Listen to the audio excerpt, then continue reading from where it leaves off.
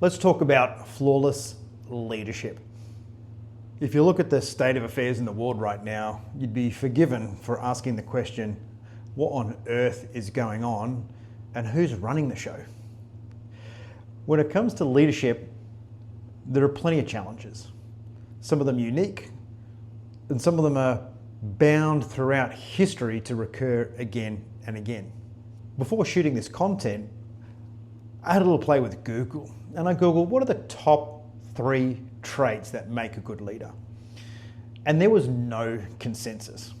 From Harvard to Wharton to Forbes to Entrepreneur magazine to Founder, everyone had a different idea as to what makes a great leader.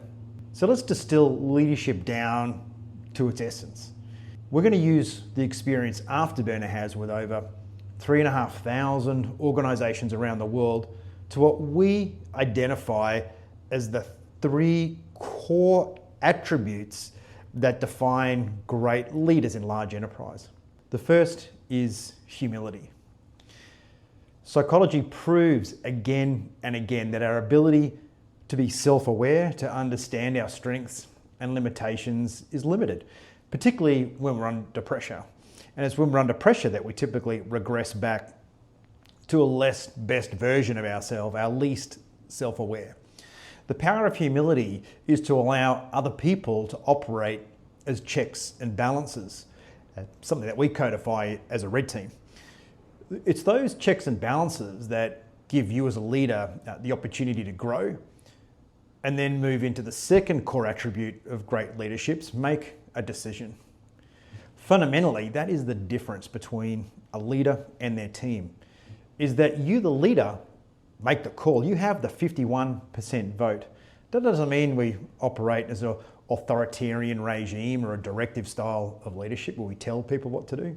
But equally, it's not a fully democratic style of leadership either, where everyone has the opportunity to contribute and where consensus isn't reached, no decisions made.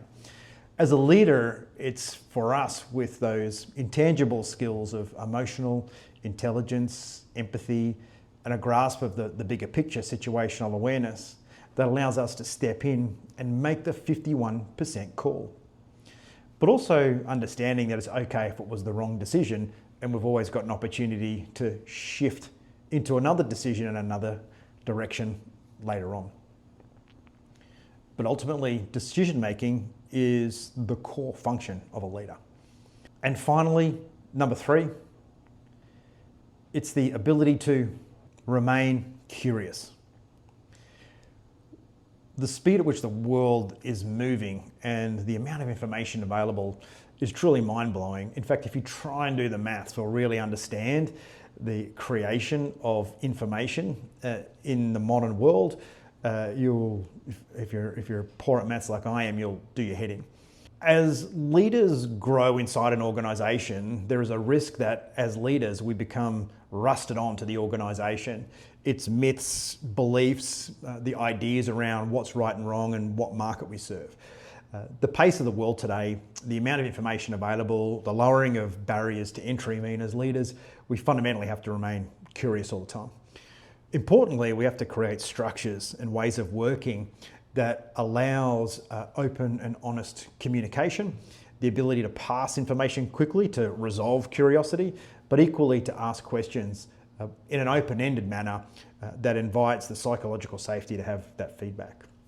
So if you find yourself in a leadership role, you've Googled Amazon, you found there's 60,000 books on the subject of leadership and you're not sure where to start, just lean into those 3 attributes.